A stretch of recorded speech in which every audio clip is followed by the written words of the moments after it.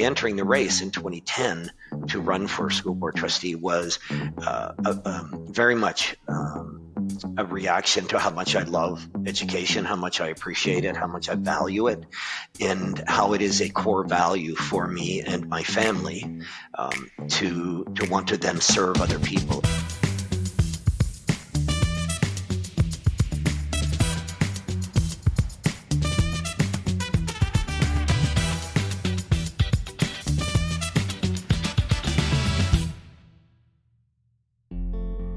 Welcome to another episode of the Education Matters podcast. This week, I'm talking to Stan Cameron. Stan brings a wealth of experience in education, public service, and community leadership to the podcast. Born in 1952 in Toronto, Ontario, Stan's career began in a somewhat unexpected place, working with young offenders in Ontario's correctional system. However, this early work seems to have laid the foundation for his transition into education. Over an impressive 37-year career at Centennial College teaching psychology, Stan has shaped the lives of countless students until his retirement in 2018. In 2010, Stan expanded his commitment to education by successfully running for school board trustee in Ontario. Now, in his 14th year as Caledon's public school trustee for the Peel District School Board, one of Canada's largest school boards, Stan continues to advocate tirelessly for students and their communities. With 4 consecutive election wins, some earning more votes than the actual mayor of Caledon, Stan exemplifies dedication to public service and education. Having grown up in poverty on Toronto's East End, Stan understands firsthand the enduring challenges poverty brings.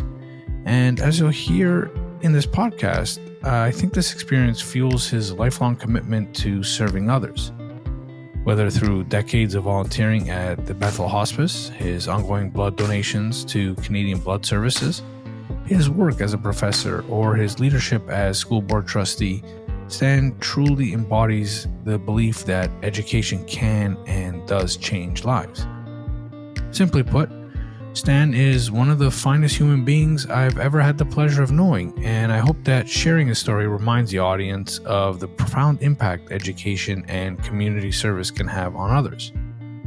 In our conversation, we delve into topics such as the necessity of emotional intelligence in great educators, the joy of learning, active and play-based learning, the importance of community engagement, the fascinating story of spearheading the Caledon Garden Project with various community stakeholders, the role of school board trustees in advocating for constituents, the pride that great school leaders take in their work, the importance of mental health education, opportunities for families facing poverty, and other topics.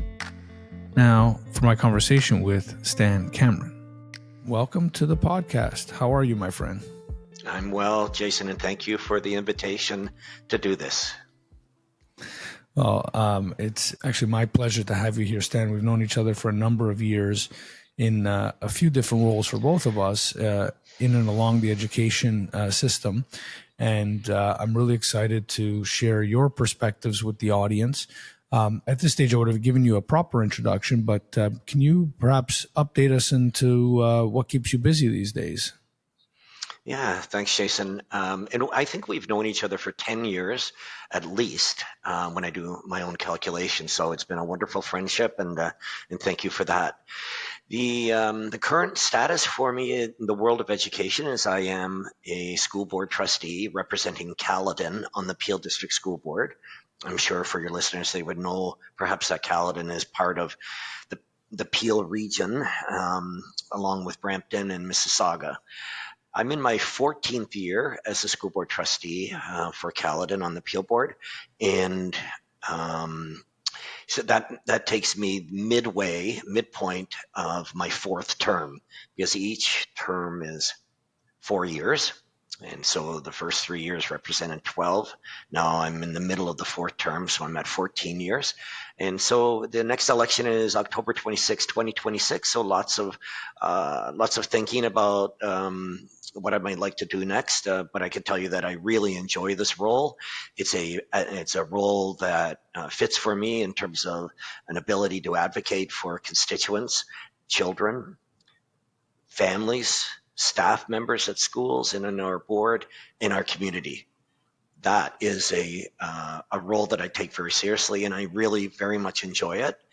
I think I've captured the essence of the job in a small town like Caledon, filled with small villages and hamlets and families that need help maneuvering a big system, very big system. So the Peel District School Board is the second largest school board in Canada, Toronto being first.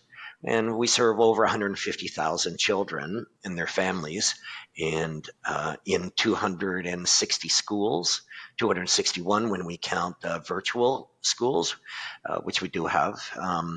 And that's a lot of children to serve.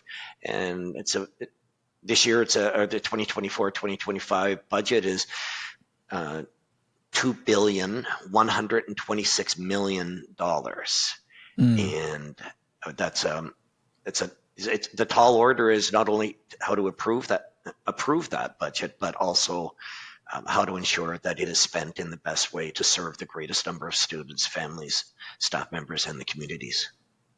So I definitely want to get into that a little bit more, because I think from the outside looking in, it's a bit of a mystery to, that sounds like a massive number, right? I mean, it is a massive number, but from the outside looking in, I think there's a bit of mystery as to not only how that's spent, but why it doesn't feel like $2 billion goes a lot further. Now I know that includes the vast majority of that is like teacher salaries, custodial salaries, and all that I think is included in that. And I do want to dive into that. But before we get there, Stan, you are one of the few trustees that I've come across that also has a background in teaching. Can you give the audience a bit of an overview of your career? Yeah, sure, Jason. And I think that's also why I love this job. It's an extension of what I did for 37 years at Centennial College, where I taught psychology, which is where you and I met in that teaching position. And I taught social psychology and intro to psychology. And I loved that job very much. And I will say the only reason I retired in 2018 after 37 years of being there was the drive from where I live in the village of Palgrave in the northeastern portion of the region or the school board, and driving to Markham and 401 to do what I love to do. And I really loved working with students. I really loved working with my colleagues. I just couldn't take the drive anymore.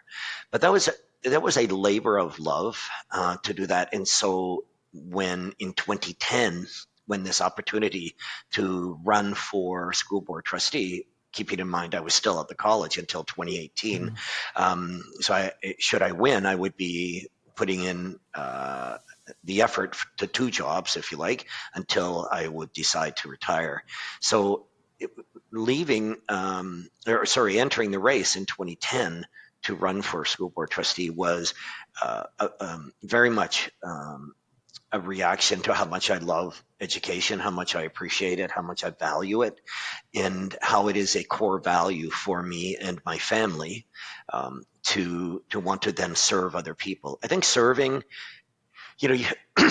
living a life of servitude has been very much a part of my daily life, and how I try to help people and use my positions to have a voice to help them. So 37 years at the college and now 14 years as a school board trustee with some time crossing over there has been, in my mind, the perfect extension for me. Can you give the audience a sense of where this passion for learning started? Where and when did you grow up? Yeah, what a great question. I think about that a lot myself, Jason. Where does that spark come from? How is it? What is it that helps keep it alive for me and burning so brightly? So I'm born and raised in the inner city in Toronto to a father who died at a very young age, and I was a very young age when he died as well. And my mother was very sick, and I have three sisters, and so the four of us, around the intersection of Queen and Pape in the east end of Toronto, it was a pretty rough go in terms of resources and support and help, without a lot of parental direction, we were pretty much left to figure out life on our own. And I would say, ultimately, all these years later, it was education that changed my life. So I went to elementary school and high school in Toronto. I went to Eastern High School of Commerce, which is closed now, but it was a big high school when I went there. And from there, I went to Centennial College to get a 2-year diploma in correctional work, which I really liked, working with young offenders and adult offenders, which I got a job right after graduated from the college. And I decided I really liked the job of recreation within the correctional system. It was a job I thought I could see myself doing. And so I went back to school and I got another 2-year diploma in recreation leadership. So now I had 2 diplomas, and along the way, the Ministry of Correctional Services, as it was known back then, and Centennial College had an agreement where they would second 2 employees. One would go from corrections to the college to teach for a 2-year period, and one would go from the college to the correctional system in Ontario to learn that system. And I competed for that job. I sort of had a real interest in training and helping other people learn about the job as it was. And I got the job. I got the 2-year secondment. And after that, I went to the college where I never looked back. The 2-year secondment was over, and I was literally about to hand in my keys and my passes and my filing cabinets. Back then, there were filing cabinets in offices. A lot of paper back then. A lot of paper back then. And my manager said, Stan, if you could just hold on to everything for a minute, there's about to be a job posted from HR that we think you might be interested in applying to. I read the posting. I thought it had my picture on it, and I applied, and obviously the rest is history. I got it, and I very much appreciated that secondment, because it allowed me to do what I love to do. It was while and I would say, Jason, back then, the college system was not hiring people based on educational credentials only, right? That was a university thing. You had a PhD or the minimum graduate degree to teach there, or to be a TA and help out. But in the college system, they were hiring people with practical experience. Who had worked in the correctional system, to be able to show those who were wanting to do that how it worked. And so that's primarily why I got that job, although I had 2 college diplomas from the very college that I was applying to stay at to teach beyond the secondment. So it was during those years that I also went back to school and got an undergraduate, and I did this all part-time. I did an undergrad degree in psychology and followed that with a graduate degree in education. And so now I'm a guy who came from, real poverty and struggles, and not real opportunity in terms of support from other people, who now had 2 college diplomas and 2 university degrees. And it should be no wonder for people who know me well why I walk around saying education changed my life. Because it did. It's interesting. My wife, Debbie, and I have been married for 43 years. We have 2 daughters. Interesting, both of them work in education themselves. And along the way, in our dinner chats, I would say this, that education changed my life. And I think education changes lives. And that became the core value statements for me many, many, many dinners. And the girls eventually would say to me, Dad, we agree with you. We agree education changes lives. But we would add one more layer to that.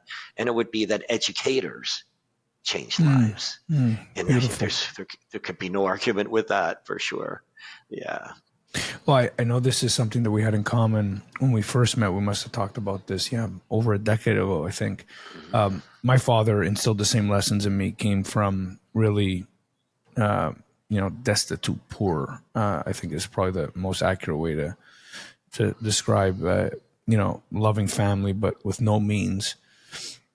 And he said the same thing. It was through education and his mother insisting on him getting educated he was able to kind of, forge a better life for himself. So when it comes to your education, on the East End or otherwise, what aspects stand out to you? Yeah, it's interesting, Jason. In time in the classroom with my students, I would have suggested to them that this was a personal and professional belief on my part that the the best combination of education with respect to the employment market in our society is one college diploma and one university degree. Mm-hmm. I would tell them I have two of each, and you don't need that, and that's not what I would be pushing or encouraging. But I would say, the practical experience comes from the college diploma, and then you can also transfer many of those credits to university and not have to repeat, Mm-hmm. Mm-hmm. English 101 or psychology 101, depending on your major. So it's a bit more, it was a bit more seamless, and was encouraging students to do that. And my own model was, I did it part-time. I did both of those graduate degrees, undergrad and grad degrees, in a part-time basis. So it took a Mm-hmm. long time, but I used to remind people, if it takes you 10 years to do those things, how old will you be in 10 years? It'll be the same age if you didn't do it, right? So why not do something with that time? Um, so I guess the real impetus for wanting to study so much um, really was the experience as a kid, and not wanting to ever repeat that, certainly Mm-hmm. anywhere in my life, and certainly not with my own family that I would have. It is interesting. When I was about 10 or 11, and I was very athletic. So sports was my thing. If we talk about what did you love most about school, it would be the opportunity to get up and go. Right, it was not great for me to sit in a chair and have this didactic delivery from one person to a group of 30. So I really appreciated having teachers who understood that that's how I would learn best, that's how I would fall in love with learning. And so I got through elementary school and in high school, and it was after that I really fell in love with learning. But it was those teachers along the way who let me play. Right, I went to school to play because I didn't have much of a family life or social life at home, but I had it at school. In all my conversation, especially with a lot of the men now, but boys when they were in school, this importance of this physical dynamic. Do you remember what it was that you first loved to learn?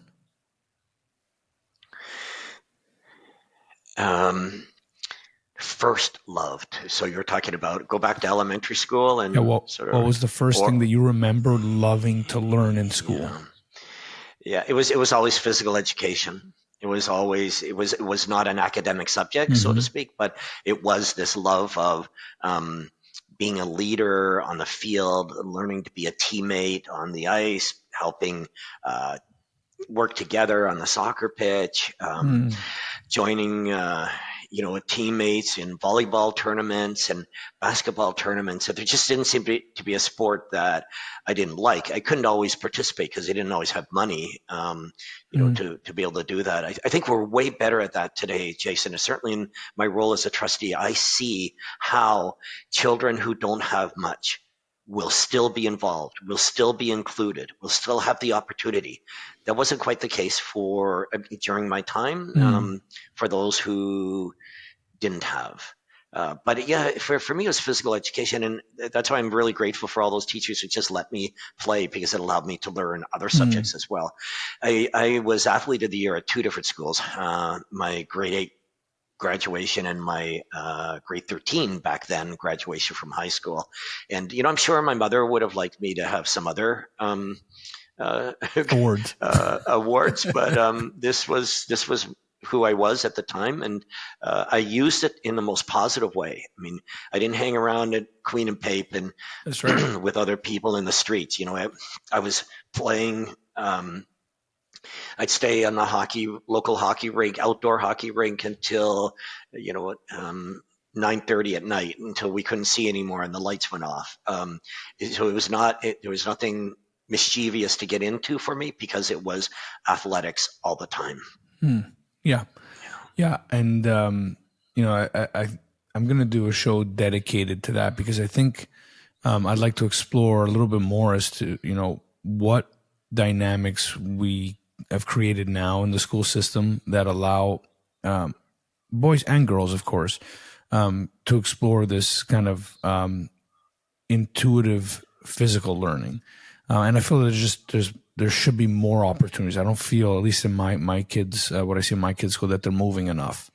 Certainly more, and I think it's more. There's more opportunities than even when I went there. But it's, I think one of the things is super important.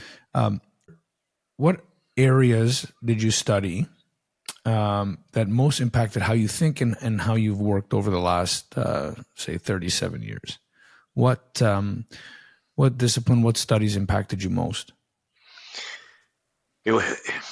Jason, just before I answer that, if I could just go back to our previous comment, I would say I would give you an example of just how poor I was at the time in my life. But I I wanted to play everything, and in my grade 7, 8 year, I tried out for a hockey team, even though I didn't have much in terms of equipment. But I had an intuitive skill set in many sports and a drive. Just this inner energy to improve. So I made the junior hockey team. And back then, the junior and senior teams would go to play other schools, junior and senior teams on the same day, right? At the same park or at the same arena. And so as a junior, I didn't have all the equipment I needed to actually play. And so I had skates and I had a stick but I had to borrow most of the rest of it. And so I had a buddy who was on the senior team when I was a junior. So the seniors would play first, and I would wait in the dressing room for him to come off the ice at the end of their game, and I would borrow the rest of his equipment. So, when I reflect on that, how embarrassing that was, and that had to look, and yet I didn't feel it. I just wanted to play. But when I think about, I was last on the ice, always had to wait for a whistle because I was waiting to change into somebody else's sweaty equipment. Well, I would tell you today that would never happen in any of our schools. In Peel, I'll speak proudly of that we have a foundation, for example, that raises money to help children. And each of our schools has an individual school budget, and they can reach out for help. Principals can reach out for help for families anonymously, so we don't have to embarrass anybody. But I feel proud that we don't do that to kids and families anymore, because not everybody has, right? We know not everybody has an equal amount. And we should try to equalize that as best we can. Yeah, and I'd say certainly that those are the areas that there's more opportunity and more support for now than there was before. My comment was more around the amount of physical activity and not even like, phys ed classes proper, which I do believe they could have and should have once a day, not a few times a week, which I think is the standard. But even play-based learning, like you mentioned earlier. And I know that's part of the early curriculum, and thankfully so, increasingly so. But I think, throughout, and I've interviewed already some guests that have talked about some of the work they do in those areas. So, part of the podcast is to explore these areas that, that could be enhanced in the school system. Right, Jason, we would know that Howard Gardner's research on multiple ways of learning, one of those is tactile, right? It's not reading a textbook and spitting back the facts and information. It's about getting up, moving. It's about putting your hands on things, taking a computer apart, taking the engine of a car apart, putting it back together, repairing things, but also being active. If you see any kids who can spin a basketball on their finger like this, the only way they could do that is by practice. And that's a tactile physical activity that I agree with you. We should be encouraging much more often. You're right about the early years programs in school boards. It's very much about play-based learning. One of my daughters is a kindergarten teacher, Mm-hmm. and that's a heavy focus. And I have two grandsons who are entering into senior kindergarten in September, and it's all about outdoor. Get outside, keep moving. Let's go for forest walks. It's really interesting. I was at a school at the end of the end of the last school year, so about mid-June. And as I was entering the school, the kindergarten class was coming out of their yard. And I know the teacher and the ECE, and so I stopped to say hi to them. And all of the children, as they were in line, waved to me, said hi to me. They don't know me at all, but it's that childhood innocence and beauty, and friendliness, and in a safe place because they were with their teachers. And I waved and said hi to every one of them. And every second kid told me where they were going. We're going for a forest walk. We're going to see grasshoppers. We're going to see butterflies. We're going to see rabbits. We're going to see. They were all amped up to get going and go on this forest walk. And it was a bit of I know the school, it's a bit of a hike to the Caladen Trailway for a 4-year-old. Mm. But that's not a limitation. That's an eye-opening experience for those children. That's wonderful. On that note, can you describe some of the most inspiring things you've seen, either as an educator or as a trustee? Oh, there's so many, Jason. I'm You inspired. can pick 5 if you want. Okay, so in one of them is the emotional intelligence I see in our leaders now in our schools. They bring it to the school, they bring it to their staff, and the staff bring it to the children in the school and the families in the schools. And so what I talk about empathy. I'm talking about people really being able to understand what others are going through, and if they need help, how we can get them that support. But I was at a school in late June, just before kids took off for holidays, and I was with the person whose name is on the school. Right, so he's a former director. He wanted to come and say thank you to the school and wish everybody a wonderful summer, and he invited me to come with him for the visit. So I went, and at the end of the day, the children were lined up in the hall waiting for the bell to ring for the end of the day so they could go out. And this is a school with, in my opinion, with a really high sense of emotional intelligence throughout the building. This is just a micro example of how I think they put it into practice. At the end of the day, with about 3 or 4 minutes to go, there's a grade 1 class lined up. All the kids had their backpacks on and ready to go. And they were singing a song. And the song was, "We have had an awesome day, awesome day, awesome day. We have had an awesome day here in grade 1. And they were clapping, right? And smiling and laughing and giggling. And then the teacher, when they finished that phrase, yelled out a different word. She yelled grateful. Then they sang, "We have had a grateful day," and the clapping and singing. And I said to the namesake at the school, could you imagine your children coming home from school with that kind of energy and love for what they just did all day long? So emotional intelligence is up there, and it's not just one school. I see it. I look for it. Jason, the way I learn about schools, the programs they have, our bigger education system, is not just to stay at home in Caledon and serve my elementary and secondary school students, parents, families, staff, and community. I ask, when I hear about a school that's doing something really unique, I call the trustee of that school and say, look, I'd really like to learn more about this. Would you like to join me? I'm going to ask the principal for a visit. And we'll ask the superintendent and make sure that they know they're invited, but at the very least, they know we're in their school building. And I can't even tell you how many times I've done that, Mississauga to Brampton, and I've learned so much.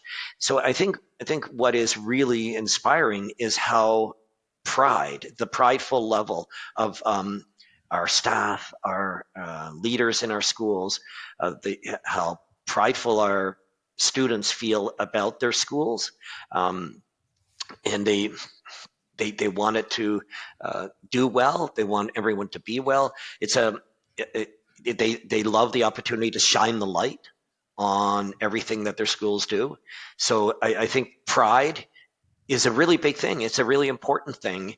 I was at a school in Brampton recently, and the principal walked me outside for nutrition break. It's not a lot of words like recess. That's a sort of a generational term, I think. But they were out for a nutrition break, and there were 700 kids in the schoolyard, and the energy was unbelievably positive. There were children helping each other.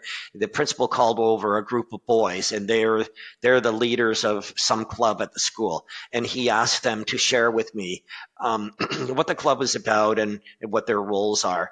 The pride those young guys shared with me was just it was almost touchable. And then he called a group of girls over who are in charge and responsible for another club at the school. And the same thing happened. It was like over and they don't know me. They just, the principal just introduces me as Trustee Cameron from Caladen, who came to learn a bit about our school. And then and then it opens the floodgate for the super positive energy to shine the light on their school, which I love to do as well.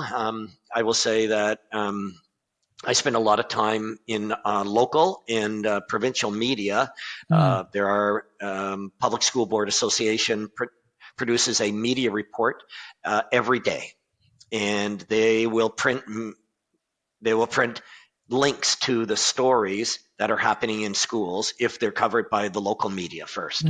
And when I see it covered, I send it right to the provincial body. And now everyone in the province can read about Caledon's public school vegetable gardens, or a new set of stoplights we managed to maneuver with consultation with the town and the region appeal. It's right outside our school, all in the name of safety. Every article that gets printed in local media, I make sure that we use that in a positive way to shine the light on our schools, our students, families, and staff.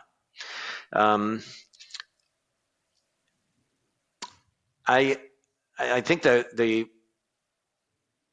I think those would be my top three, Jason. If I got three there, about how inspiring people are. I feel energized every time I go to a school. A school in Mississauga, teacher librarian heard about vegetable gardens. It's just for your audience. This is our second year of putting a vegetable garden on every school site in Caladen, every public school site in Caladen, and so that has grown, so to speak, really quite broadly into a project that is super positive. Children are outside. Speaking of being outside, they get to plant the seeds. All the seeds and seedlings are donated for free by local businesses. Parent council have been agreeable to purchase the organic soil. Home Hardware, Home Depot donated all of the lumber we needed to build 16 raised gardens. And then I had all of that lumber delivered to 2 high schools who have construction tech programs, and the students and teachers there they built those raised gardens. And then the field board custodians came and picked up all of the raised gardens and delivered them to the schools that were in need of them. That's what we call community engagement extraordinaire. Right. I think that's also what really inspires me. Well, Stan, let's get into this Caledon Garden Project, because it's a great example to me of where there's a will, there's a way. This project, and I want, please take your time to describe it in further detail, is, I think, really relevant for people to hear, because this is not part of the Ontario curriculum. This is not part of the everyday duties of your teachers, of your custodians, of your principals, of you as the trustee. And yet, here we are. We're going into year 3. We're going into year 2, and every school has got a garden. Can you tell the audience how you, and I know you, it's not just you, it's a group of leaders. Can you describe how you did something that from the outside looking in just seems like you have to go through so much red tape, so much, so many things that would prevent such a great project from happening. And yet here we are with you having this really successful undertaking for the whole community. Yeah, thank you, Jason. I know I've shared it so pridefully with you every step of the way. The interesting, you really touched on something really quite intuitive of you. But when I was elected in 2010, I got an immediate phone call from a mom in my village in Palgrave, who's also an outdoor education teacher with the TDSB, with Toronto District School Board. And she said, Stan, I know you love gardening. I know that's a big thing for you and your family, but I want you to, if you get a chance, go to this school in Scarborough. It's a high school. It's a huge high school. And she told me the name of the school. And she said, it's got a massive vegetable garden in the middle of their high school property. I said, what? So still teaching at the college in 2010, that school, turns out it was not far from my campus in Markham to 401. So I called the principal and I introduced myself and asked if I could have a visit to see what their vegetable garden was like. And so it was I think early September when I actually got the appointment to visit. And it was just a remarkable experience. And it inspired me to run with this in my own role. But the principal took me to the woodworking shop, and she said, you see, here's the teacher and here are the students. These are the people who built the frame, the box, the big box that we're going to see outside in a few minutes. Not just a little raised garden. This was big. This was lots of lumber all around. And she said the next stop we went to was the horticultural program at the school. And they were, she said, here's the teacher and here are the students who planted all of those plants back in June. And they've been caring for them. And soon they're going to harvest everything here. And then she took me to the culinary arts program. And she said, you see this teacher and these students, these are the ones that take the harvest and do something with it here in the kitchen. And they make pies out of things and they sell them, and then they give the money to the food bank in Toronto. They sell all the fresh veggies to anybody who wants to buy them, and they give that money to the food bank. So the circle was really complete around let's help kids get outside. Let's help them. Let's show them how to put a seed in the ground. Nurture that real seed. Community engagement, right? Like wall to wall, ceiling to floor, however you want to say it. Community engagement. Yeah, totally. And so then she took me to lunch at the school, and she said, "How are you enjoying the vegetable soup?" And the story was the kids in the kitchen made that vegetable soup from the vegetables that came from that garden, and it was an eye opener. And I was really glad that mom and that teacher from outdoor ed in Toronto made that call to me. So, Jason, this is where your earlier comment about, you can bump into obstacles with an idea like this that isn't. There is some connection with curriculum, and teachers and principals have been really good at linking it. Mm-hmm. But what I did was I went then a couple of years later to each of the principals in my schools, and I told them this idea, and I asked, "Can we do this here?" And to a principal, they told me no. And the reason they were saying no is because your growing season, Stan, is our holiday season. Right. Now, nowhere, and maybe I didn't do a good job of explaining how we were going to take care of it in the summer, but I certainly wasn't going to ask teachers to give up their summer to come and take care of the garden. Their summer's their summer. And so I bumped into the resistance in a way that I was unable to recover from in the immediate, because if I had gone somewhere else to seek permission, I would have been seen as the little kid who got a no answer from mommy, so he runs to daddy. And so Sometimes that I strategy didn't. works. So I didn't want to do that. I still had Right. my professional relationships to maintain, right? So then we had COVID, and I will tell you that I really believe COVID has helped our program, because parents want their children to be outside, and planting, weeding, watering your garden is outside work, and it's teamwork. So after COVID, we had a change in leadership, and we also had a change in principalships at all of our schools, people moving about or retiring. And we had a new director. In my introduction with the director, she shared with me some of her hobbies and interests, and one of them was growing a large-scale garden. And I said, well, voila, here's the support system I'm going to need to do this. And I asked her about this idea, and I said, I would like to introduce this to all of our schools, but I would need to know that the top of the organization is behind me with this. Will you support this idea? Because then I need you to tell the associate director in charge of facilities, who would then tell the superintendent of the Caladen schools, who would then tell the principals and the vice principals of each school that we have the director on board with this project. And she was all over that. She said, Stan, go make it happen. You have Stan, my blessing. Who was this? It's Rashmi Swaroop. Yeah, Rashmi Swaroop is our director right now. Yeah, is a director now, and I think she's coming up on 5 years. Yeah, and she's amazing. Stan, if I could just interrupt the story briefly, we're going to continue the story because I think it's really important to hear how you got such a I don't want to say complicated, but let's call it complex program off the ground.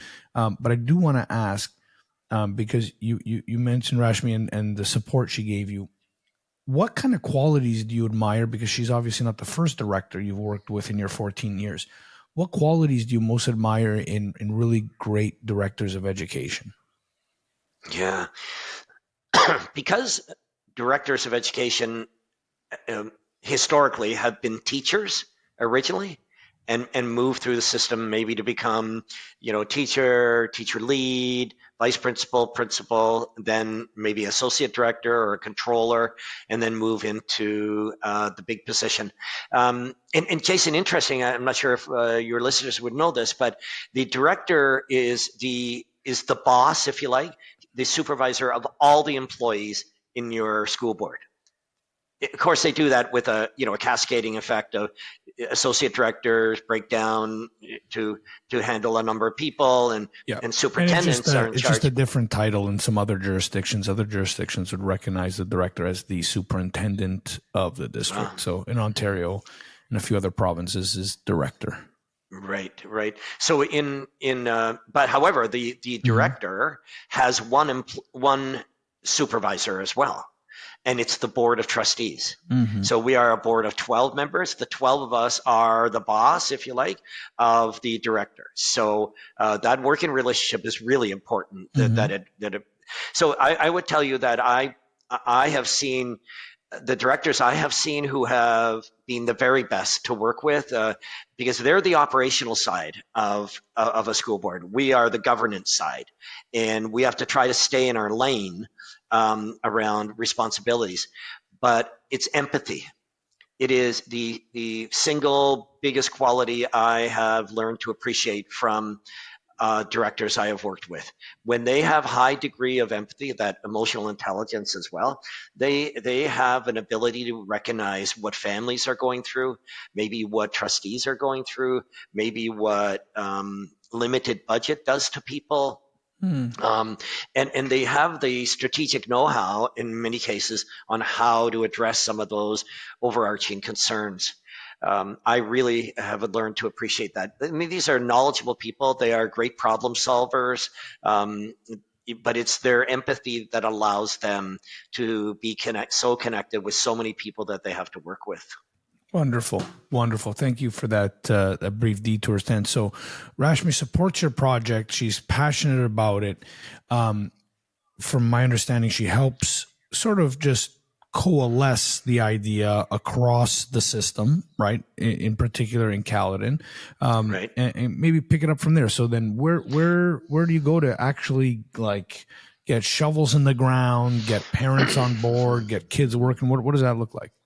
Yeah. So the manager of sustainability programs at our board came to me at the end of last year, and said, Stan, no, in my 14 years in this position, I have never seen a project that has involved so many different parts of our system. So you have the custodians who are helping to fill the rain barrels. You have a feed and farm operation that's giving you, because I know these folks and known them for many years, giving us all the seedlings and seeds that we need for each school. Whatever we need, they would give it to us for free. And really that first year, Jason, I was making sure that there was no cost because we had no budget. And I didn't want anyone to say. Can you give a shout out to these people, Frank? Yes, sure. So Frankly, absolutely, they deserve some recognition.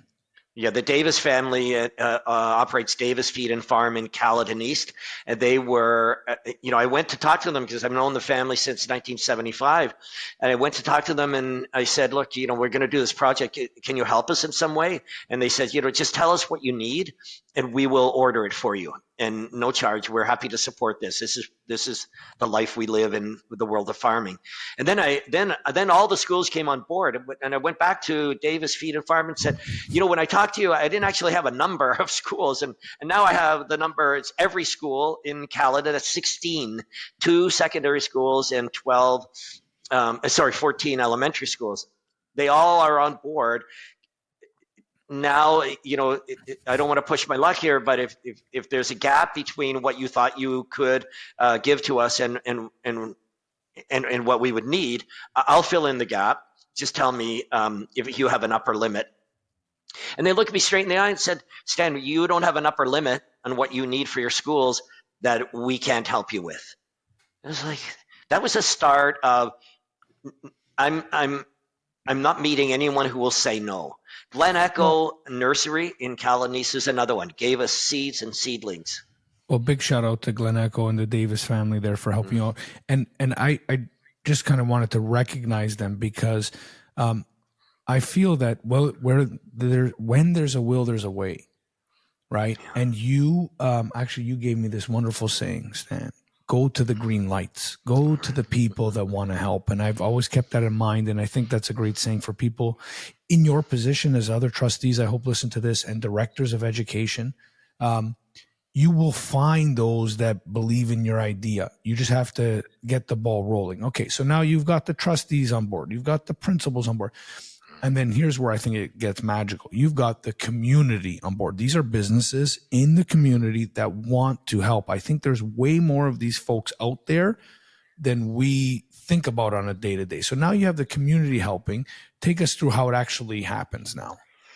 Yeah, so Jason, you're right about that. And everybody is saying yes. So I think, it's important to ask the question and ask for help because people will do this if you give them the opportunity. So, so now we the first year we're saying we're going to put the gardens on the ground because we don't have money to build raised gardens, and we want to get going. And all the research we looked into on these, and California is big with this, right? They got the weather all year long to help with their outdoor gardens. But there's also a book called The Edible Schoolyard. And the edible schoolyard is exactly what we're talking about doing here. But the research says start small, be successful, and you can expand after that in years to come. and you could get more people excited about what you just did. So I just delivered, by the way, on Friday, the 5th delivery of fresh vegetables to our food bank in Caledon. And Amazing. in this case, it was 2 schools that had 8 pounds total of fresh vegetables. So they had tomatoes and beans and peas and zucchini and cucumber. And last year we donated over 200 pounds all total at the end of the harvest season to the food bank. But we also, we were careful to say, when I say we, I asked for a team of people to help me. Our outdoor education staff gave us 3 staff there who would help us through that first year last year, and they're with us this year as well. And Albion Hills Community Farm is a massive farm in the Palgrave area where they rent out plots to people. And Karen Hutchinson is her name, but she's such a magical gardener. I asked her to help. And so she joined us. So we were a team of 5 in this leadership team. And we got lots of help from so many different people. The parent councils were really important because I had to go to each parent council and tell them about this project and ask them for their help. Not only can you help us by buying $300 worth of organic soil, we don't want just any soil. We want it to be organic. Your kids, your staff, and your parents are going to put their hands in this soil. So we don't want anything with any other kind of waste in it. Secondly, we needed the parent council to set up a schedule, right? A summer-long schedule, weekly, what family would come to the garden to weed and water it. We then applied for a grant from the town of Caledon. They have a green fund there that we applied for, and we got money from them to buy each school a rain barrel. And then through the cooperation of the associate director in charge of facilities, he asked his custodians at each school to fill the rain barrel, right, to keep it full of water. So families would be coming there in the summer to take water from the rain barrel to feed the gardens, feed the plants. And this was the kind of thing that manager of sustainability was really referring to. Like, there's so many different arms involved with this. So I represent the board on a TRCA outdoor education committee with a number of different trustees from different GTA boards. And I had occasion in Kleinburg, I might add, to have tea with the director of training and education, who's our representative on our committee. And I told him, you know what, one school is having a little bit of trouble where their water source is very far away from where we had to put the garden. So we're thinking the solution to that is build raised gardens where you could pick them up and move them closer to the water source. And he said, hey, Stan, you know what, I think we could help you with that. We have a program called Girls Can Too. And Girls Can Too learn about different trades. He said, how about I'll have the manager of that program contact you. So she contacts me. And then before you know it, we've got a Saturday at this school with 24 girls from the school. It's a K-8 school. And their moms are coming to work with 4 women from TRCA, the Toronto Region Conservation Authority. And they went to Home Depot and got donations of all the lumber. They brought all the tools, all the equipment, and they built 4 of these. The other 12 we built this past year to start this year's gardens were built by the donations from Home Hardware and Home Depot in Bolton, and with the assistance of the parent councils and their soil. We also had enough money from the grant source to give each school a short-handled shovel, short-handled rake, and a short-handled trowel.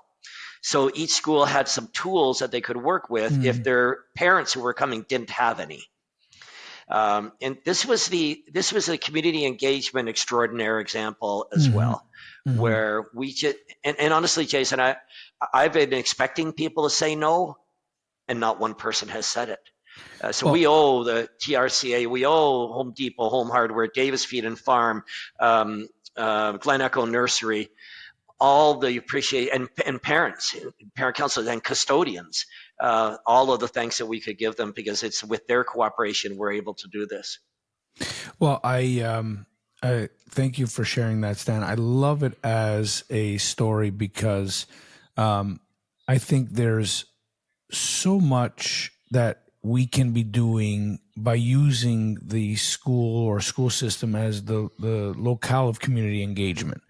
And I think this is one of so many examples that are out there, and that I hope these continue to grow. So kudos to you and to the entire community there in Caledon, to serve as an example. And I hope people take this and are interested in it. I will make sure in the podcast liner notes here we share news articles about this, and hopefully people can learn and replicate this.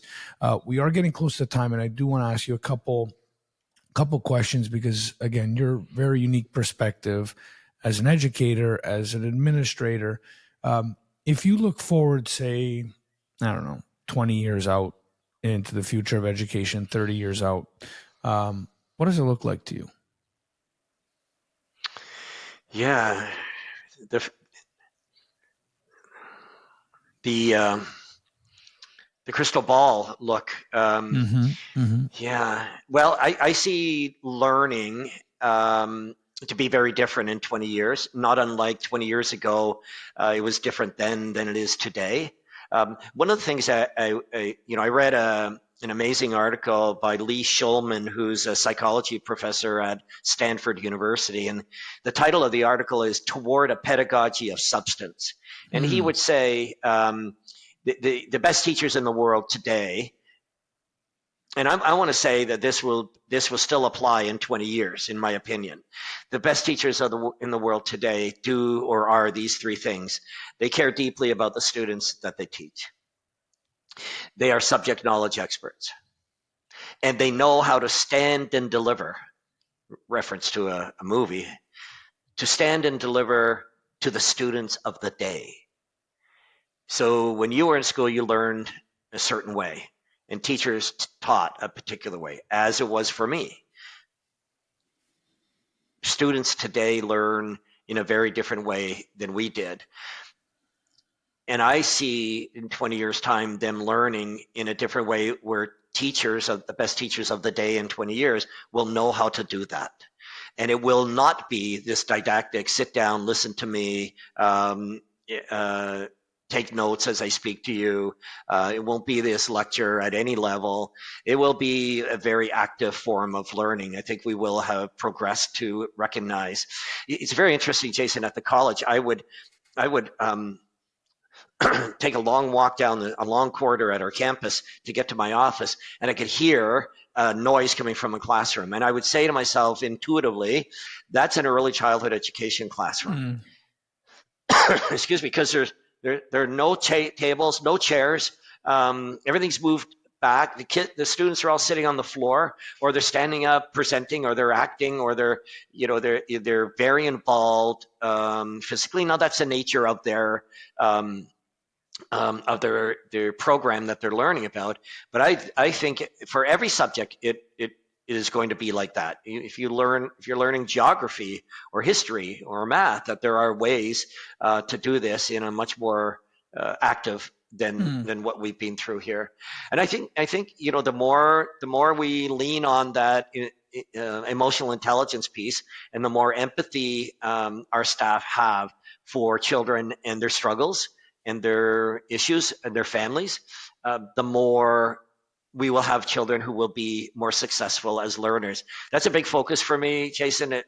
I ask, and some of my colleagues are really, really super good at this in our meetings. We ask the question, how does this affect student learning? What we're talking about.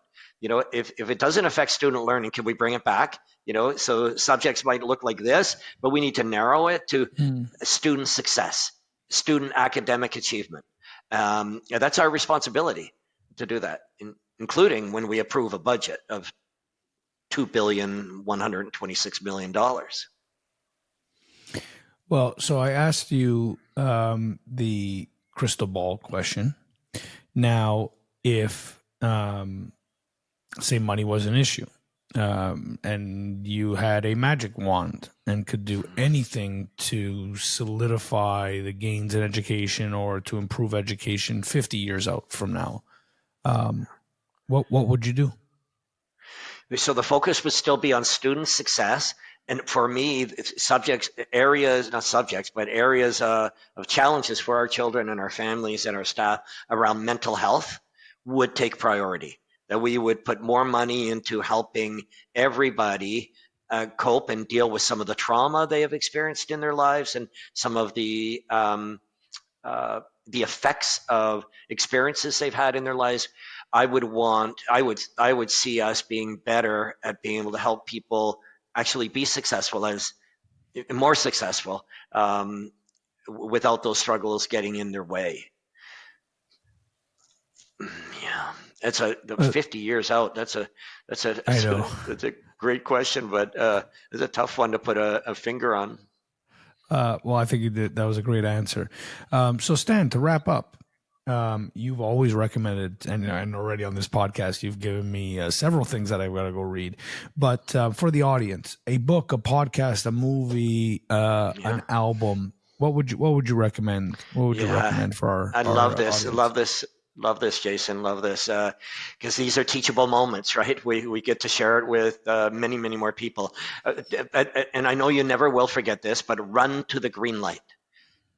There's no book called this. There's no audio pitch. It's a phenomena that we ourselves within us can figure out. Run to the green light. Run to those people who will help you, and stay away from those people who are red lights. And part of it is learning who is which, right? Which one is a red light? And I know the green lights. I learned it in the correctional system. I learned it at the college, and I learned how to put it in place in a big school board. So to answer your question, Dr. Gabor Mate, Mm, he's a prolific writer, incredible experience. He wrote a book that's titled When the Body Says No. mm, And I think it's worthy for everyone to read this, because it is about people who are unable to say no to their parents, their employers, their partners, their friends. They have to please everybody. They're the people pleasers, but it's also taking a toll on them.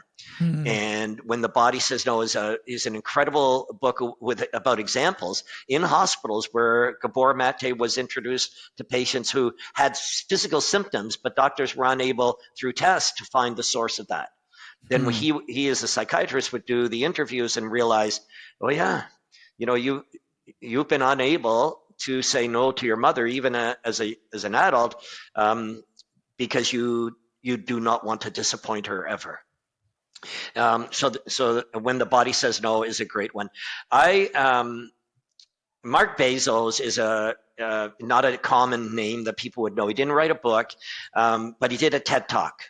And it is a prolific TED Talk in my mind. I share it with lots of people who want to be volunteers or thinking about volunteering, because that's been a big part of my life. I'm a hospice volunteer. I was a big brother. I was a minor hockey coach, a home James driver in my community, helping people get home safely when they should not put the key in the ignition of their car.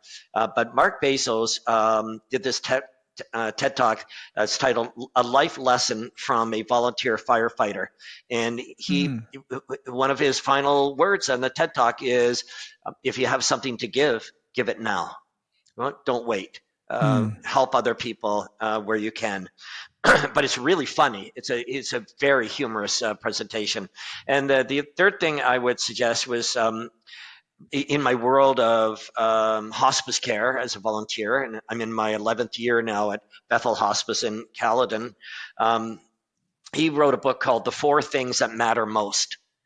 And Dr. Bayok is a palliative care expert who says, while you have a chance to reconcile these four things with the people in your life, you should take it. You should do it, because if you get to a situation where you haven't done that, but you needed to or you wanted to, and now you can't because they're gone, it's a much, much more difficult adjustment period and coping period and grieving period for us.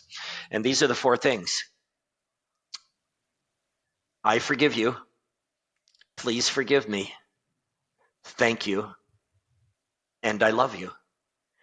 And he said, you know, it's the time to talk about true feelings and an appreciation for the one you love who may be leaving soon. So it's Dr. Ira Byock would say, if you don't do those things and when you needed to, and then you miss that opportunity, it will be much difficult. He also would say maybe the first two things aren't needed. Maybe you're in a family relationship where you don't need to forgive each other for anything, but the last two, thank you and I love you, are universal for all of us. Beautiful, beautiful, beautiful. As always, Stan, I couldn't think of a better way to end the podcast other than thanking you not only for your friendship, but your mentorship and always learning from you. And I hope and I'm certain our guests will, and the audience will learn from you too. So thank you, Stan. Yeah, it's my turn to thank you, Jason, for your friendship, your leadership, and your mentorship. And I learn something from you every time we meet. We go for a walk, have a cup of tea. I think you're a genuine soul. You're very caring. And I think this is a great, great project for you because you're a deep thinker, man. And you think deeply about questions that you could ask people that could help others. Thank you, sir. So thank you. Yeah, all the best, Jason. Take care. Okay, buddy. Thank you. This podcast is recorded on the Territory and Treaty 13 lands of the Mississaugas of the Credit First Nation and on the traditional territory of the Huron-Wendat and the Haudenosaunee. The show is edited and produced by the marvelous and talented Andrew Mastroianni. If you like what you're hearing, make sure you subscribe to us on Spotify or wherever you listen to your podcast. Until next time, remember, there's absolutely no inevitability as long as there's a willingness to contemplate what's happening. I'm your host, Jason Buccheri. Until next time.